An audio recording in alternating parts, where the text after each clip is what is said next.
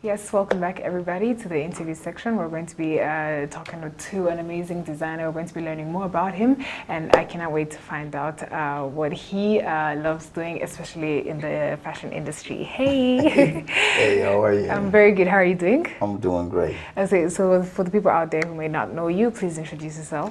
Well, I'm Clavon Leonard of Clavon Leonard, New York, and I'm a luxury fashion designer situated in New York and bi-coastal in Johannesburg, South Africa. Nice. When did you decide the fashion industry was for you? I have an interesting story. So, when I was 13, I had a dream. Okay. That everybody was walking around and, in my clothing. I had this dream. And my family my family is Caribbean, West Indies, from Jamaica. They kind of just laughed about it like, boy, you crazy. So, you do your usual from the West Indies family. You go to college, you graduate, you get a business, you have kids. And after all of that, I went through a divorce in 2015. And I went back, I got my master's, and then I decided, doing my master's, we had to do a project if to do a project if you owned your own business. And I did one for Clavon Leonard, New York. And I had been doing fashion on the side just as a hobby. And one of my students' mother was one of a stylist for New York Fashion Week. And he gave her my information.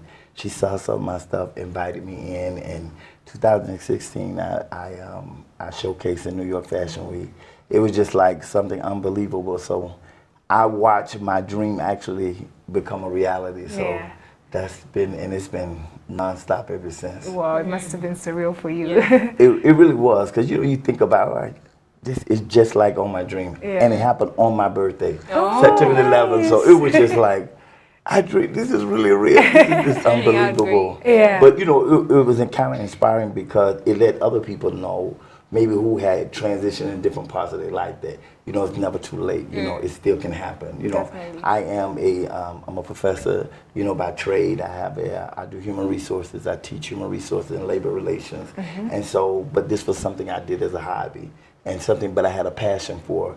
But coming from the West Indies, coming from Jamaican families, you go to school, you become a doctor, you become a lawyer, engineer. So this wasn't something you aspired. The arts is not nothing you really aspire to do. And so it kind of opened the door, not just for me, but it opened the door for others back in Jamaica, in the West Indies, even in America, to know that, there is money in the arts and there is creativity. And for those who are creative, that, there is a non-traditional route to success and that it can be obtained. So one of the things that I'm doing right now is I have something called Clavon Leonard Incubation. And right now I have like 16 designers from all over the African diaspora in Jamaica.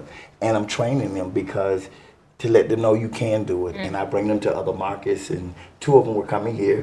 Dapper Luke was coming here from the United States, and then I had another one from South Africa who was here. And we get into other markets to learn other cultures and see how we can be global, because a lot of times, even as designers, we cater to our local market. And so this is the given opportunity for designers to learn how to take their product and market it to a global market. So that's definitely amazing. Yeah. So before we go too deep into the fashion industry that you're already in, how does it feel to actually like travel all around, seeing different cultures? I mean, it's one of the reasons as to why you're here, because of fashion. How does it feel, and how far has it taken you so far from 2016? It feels surreal, honestly. You look at places I've always traveled, but you hit the little touristy spots and you go on about your business. Fashion has really opened up the door to really understand other cultures, because I've met other designers and had a chance to eat with some of them locally, eat local food, go into the local market, see some of I got from Ghana, and I designed it with Ghana. And so I have 2 incubators in Ghana. And so I went into the local market and, found fabric. And it is to open doors, to open even America to be more open to, more culturally fashion from the other world. It has taken me all over. I have done Mercedes-Benz from New York. I did the last Mercedes-Benz Fashion Week in New York before they turned into New York Fashion Week. I've been to Australia. I've been to New Zealand. I did LA. I've been to Hong Kong. I've been to Botswana. I've been Nice. so it just have Oh, you're taken here me to run. all over the world. So I really I look at fashion as really a doorway to really expose you to the world and to other cultures and languages. Yeah. I think I don't heard so many languages. That's definitely nice. So, so what specific brand do you focus on? What luxury do you focus on? Well, I started off with just men's. I was a luxury menswear suit designer, but I have now, I do everything now. From leather wallets, we do leather bags. I do couture and ready to wear for women. Nice. You know, with this pandemic, it really changed the way that, you know, I began to market my brand. Because, you know, nobody was going out, so there was no red carpets, there was no dinner parties, there was no Christmas dinners, Christmas parties. So I started doing hoodies and, you know, started doing loungewear, pajamas, things that people can utilize. Because it's still, you know, even teaching the designers, you got to shift with the market, even though, you know, in order to keep making money. It's really difficult in times like these, Definitely. you know, to stay, you know, marketable and to stay profitable. And so we have to change the dynamics of our business. And I think this is one of the things that, you know, I was talking to the organizer, Daniel, about here, is that I want to teach designers how to shift the paradigm. When things change, we have to be able to shift with the change. And many designers, they learn how to go to school and cut and sew, but they never learn the business aspect of how to maintain the business. And so a lot of them are very creative, but they're not successful as they can be if they have the right platform. And so that's one of the things about the incubation program, is to teach them the business aspect of fashion as well. So you just don't have a great designer who's not making any money, but you have a great designer who has a great product, who's able to make, you know, a great profit. Definitely, and who can be able to sustain what they have going on. Exactly, because, you know, in times like this, it's so many, you know, retail stores. I know y'all experienced it in New York. It was like a ghost town for about 9 months. It was just nothing. And if you know New York and you say Times Square and you can't even find 100 people. It's not Times Square. You know, it wasn't even 100 people you could find all over. So, and many small businesses, they closed, you know, because, you know, people wasn't buying, you know, the economy was shifting. And so, you know, for many designers, they quit and they started doing regular jobs. I don't say regular, but they started pursuing other occupation. And so they stopped pursuing their passion. And so I think, you know, in order to teach them how to trend with the market, it was able to, you know, those in the incubation program, we started doing masks, you know, you start doing loungewear. And so some of them was able to maintain, well, the 16 were able to still maintain, and they're still doing fashion. So talking about the fashion industry in Africa specifically, how far do you think it has come, and what gap needs to be filled so that they too can become probably to the level of the Westerners? I feel, this is gonna sound crazy, I feel like I've been called to Africa. You know, we our roots are in Africa anyway, but I specifically established in Johannesburg because I was looking for some way, because I feel like Africa has the next movement in fashion. I had everything staged. I thought that in 2021 I was gonna move to London and that was gonna be my next shift. But I found myself 2 years ago looking in Africa and like, it's amazing. This is crazy. I mean, everything from the prints to the colors to the fabrics to the things that can motivate you to be creative. I really think that Africa is going to be the next stage of fashion. Everything in me. And I tell people that even when you look at people like Louis Vuitton, they came and took bags that we used. Your grandma had one of the little bags to carry, and they sold it for $100. Even they know that the next stage is coming from Africa. So many things that they have taken from Gucci to Louis Vuitton to Chanel, from the printed fabrics, things that they've been inspired from Africa, are things that they saw in the local markets, they took back, and now they took it to a global market, and they've been very successful, and they made a lot of money. But it's our job now. You know, my parents taught me, don't just look at what you can take from someplace, see what you can give. And the incubation program, I don't charge for that, because that's my giving back to the community. And so because I believe that it's going to be the next stage, and trying to prepare the next stage of designers to be ready for the influx that's coming in. Because there's a lot of money. fashion is a $23 trillion business.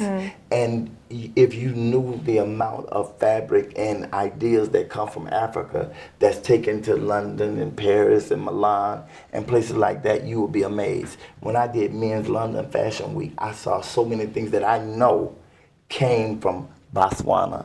I saw prints from Ghana. I was like, I've seen this. And I said, where'd you get that from? Because I know that fabric. And they were like, oh, yeah, somebody told me. I went, they seen, but they never gave credit to where they got it from. Which is not fair. Which is not fair. Yeah. And that's one thing we want to do. If we can get people from their own countries to represent on the global stage and say, this is my print, this is our story from our country, I think it'll be more impactful and powerful, to the world to see, because they don't look at Africa as a fashion icon, but Africa is very fashionable. Any wedding you go to, even you go to a funeral and you look at the different styles, we dress, for everything, whether it be from the club to a lounge to a day party.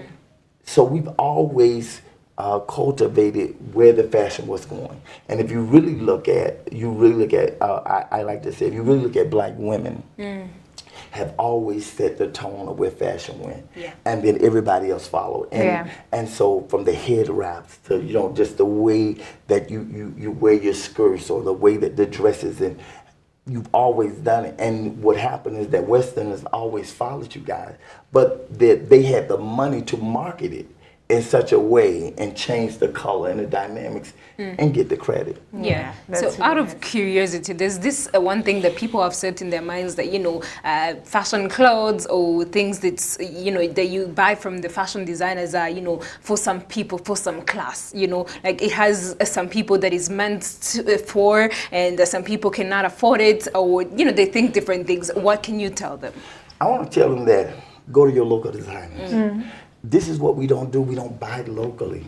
I was fortunate enough that I was in a platform with the Ice Prince. He's a rapper from Nigeria. And he was telling me he was all draped in, and I'm not going to say the designer he was draped in. So he was like, when are you going to give me a deal? I was like, excuse me, a deal? And the thing that we have is that we want deals from local designers. But we want to go to Gucci, we want to go to Europe, we want to go and pay full price. I tell people, indulge your local designer, go in and see what they have to offer, because there's so much that they can contribute.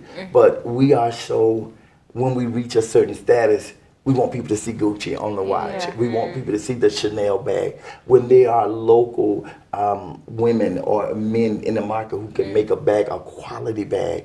Do you know, my daughters, I brought my family over, my daughters came over, and she found this wooden box clutch. And she's a model, and all over New York, they were like, how much was that? How much did you pay for it? And she paid literally $20 for it.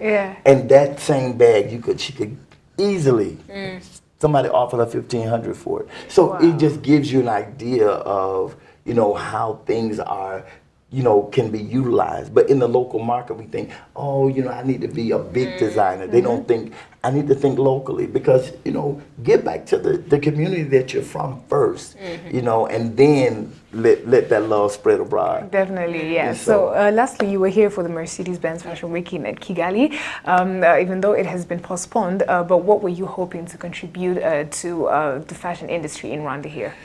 What I wanted to, I bought a new line of ready-to-wear. I wanted things that were comfortable, but it looked luxurious. I think that when we think of luxury, or we always think things are expensive or uncomfortable.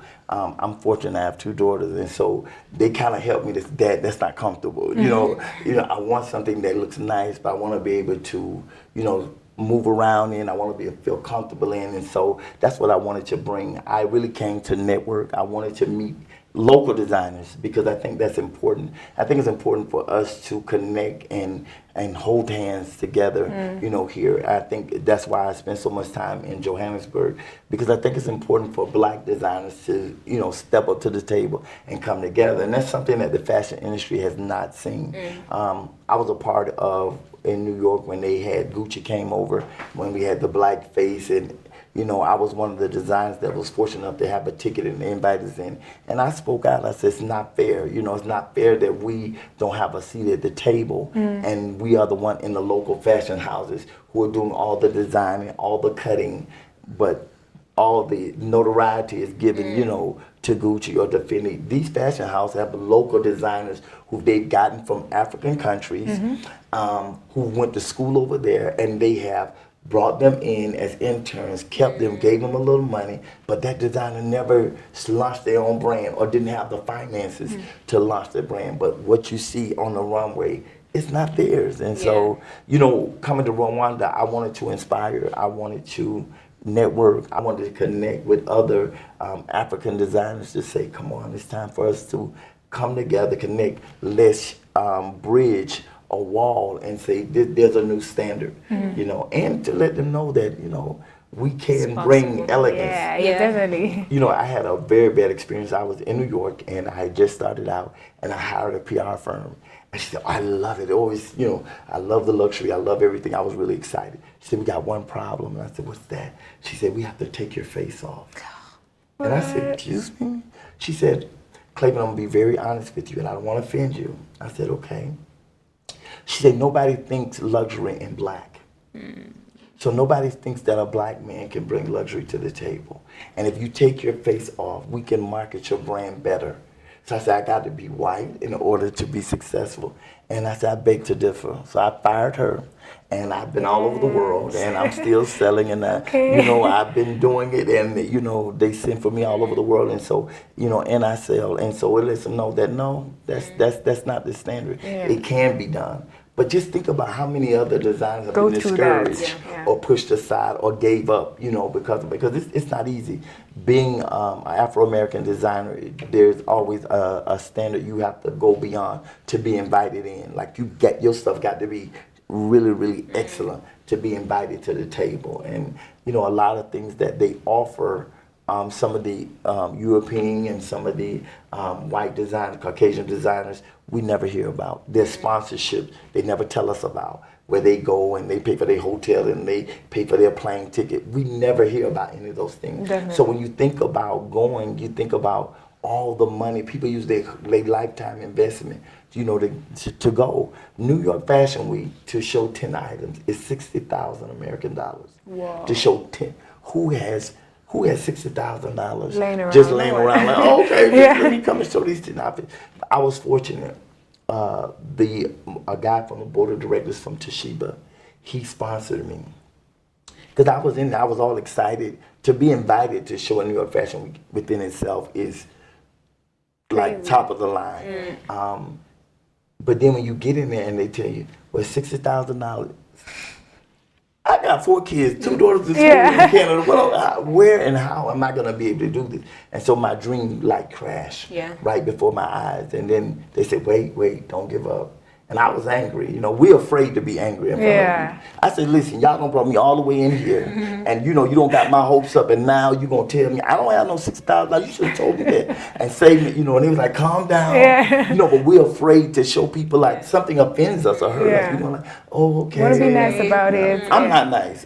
Listen, I'm Jamaican American. My father's Jamaican, my mother's American. I'm loud. This is what you get. If you upset me, this is what you get. We can't always be polite. Sometimes we have to show a level of emotion. But Caucasian people, European people do it all the time. And we overlook it and say, oh, that's okay. But we're afraid to be labeled the angry black person. Okay, I am angry if you tell me $60,000, but he came in and he paid it. And I was able to showcase, and it changed my life. I've been in Vogue twice. I've been in GQ. I've just been fortunate. I feel like in this short time, I feel like my life have just turned around. And my message to people is that it's not too late. Like, something could happen. Like, people don't get credit to God, but that's just me. God did it for me. He turned this whole thing around, and I've traveled all over the world. I've been in magazines. I did interviews all over the world, from Russia. And I'm even in Russia, and I've been on fashion TV. It's just been a blessing and an honor. And I feel like once we get in this space, it's up to me to help educate and see who else I can pull on board and say, come on, guys, we can do this together. And that it's not just me. A lot of times when we, as Afro-American or African, we get in a space, we want to be the only one. Just let me be here and everybody else, you know. But no, I'm saying, come on, how many we can get to the table? How many we can pull on board? Because, you know, there's a lot more talented, gifted designers greater than I am, and I'm you know, it doesn't take away from me. It's enough space and money for all of us. Many Definitely, contributions. yeah. We cannot wait to see Thank your you so work. much for coming through, and you are definitely an inspiration to so many designers, either Africa, Rwanda, and internationally. And your story is so inspiring, and we cannot wait for you to conquer the world through your fashion and to bring everyone around you with it. Oh, thank you. Yes. Thank you so much for coming through. Oh, thank you for having Bless me. you. Yes, so that was the interview section. I hope you enjoyed it. We'll be right back with more. This is still The Morning Cafe.